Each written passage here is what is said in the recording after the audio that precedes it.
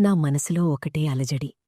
ఇప్పుడు నా కడుపులో పెరుగుతున్న ఈ బిడ్డ మా బావదా లేక మా మావయ్యదా అనే సందేహం నన్ను తొలిచేస్తోంది.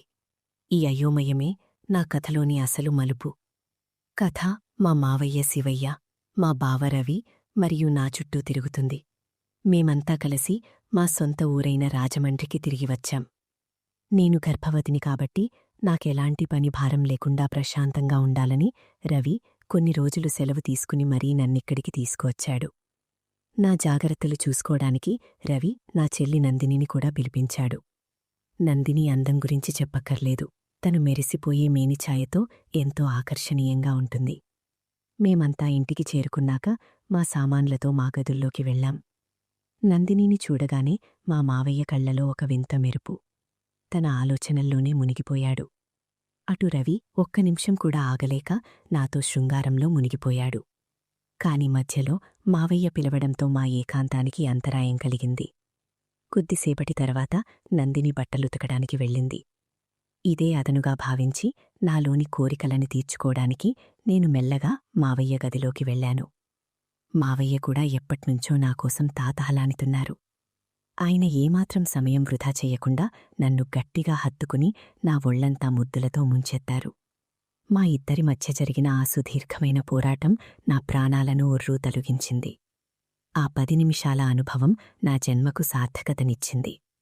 మావయ్య నా కోరికలన్నీ తీర్చి నన్ను తృప్తిపరిచారు. మరోవైపు రవికి నందిని ఒంటరిగా కనిపించడంతో తన దగ్గరికి వెళ్లి గట్టిగా పట్టుకున్నాడు. అప్పుడే తెలిసింది రవికి నందినికి మధ్య కూడా ఒక రహస్య సంబంధముందని. కాని ఈసారి వారి మధ్య ఏమీ జరగలేదు. రాత్రి అవ్వగానే మావయ్య మళ్లీ నా దగ్గరకు వచ్చి తన ప్రతాపం చూపించడం మొదలుపెట్టారు. ఆయన వేగం చూసి నాకు నొప్పి కలగడంతో నేను కోపంగా అక్కడ్నుంచి వెళ్ళిపోయాను. దాంతో మావయ్య అసంతృప్తితో రగిలిపోతూ ఉండగా ఆయన కళ్ళు నందిని మీద పట్టాయి. నామీద తీరని కోరికను నందిని ద్వారా తీర్చుకోవాలని ఆయన ప్లాన్ వేశారు. మరుసటి రోజు ఉదయం నందిని టీ తీసుకువచ్చినప్పుడు ఆమె అందచందాలను చూసి మావయ్య కళ్ళు తిప్పుకోలేకపోయారు. నందిని స్నానానికి వెళ్ళినప్పుడు రవి కూడా అక్కడికి వెళ్లి ఆమెతో సరసాలు ఆడాడు. ఆ తర్వాత మావయ్య కూడా చాటుగా వెళ్లి ఆమెను గమనిస్తూ ఆమె బట్టలను చూస్తూ వింతగా ప్రవర్తించారు. ఒకరోజు రాత్రి మావయ్య నందినిని పిలిచి కాళ్లు పట్టమన్నారు. మెల్లగా తన చేతుల్ని పైకి లాగుతుంటే నందిని సిగ్గుతో భయంతో అక్కడ్నుంచి పారిపోయింది.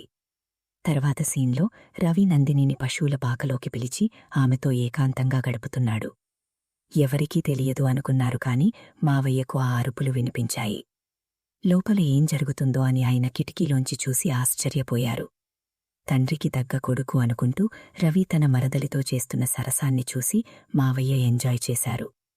ఒకరోజు వంటింట్లో నందిని వంట చేస్తుండగా మావయ్య వెనక నుండి వెళ్లి ఆమెను తాకడానికి ప్రయత్నించారు. నందిని గట్టిగా ఆరిచిన ఆయన వదల్లేదు. నువ్వు నేను చెప్పింది వినకపోతే నీకు నీ బావకు ఉన్న సంబంధం గురించి అందరికీ చెప్పేస్తాను అని బెదిరించారు.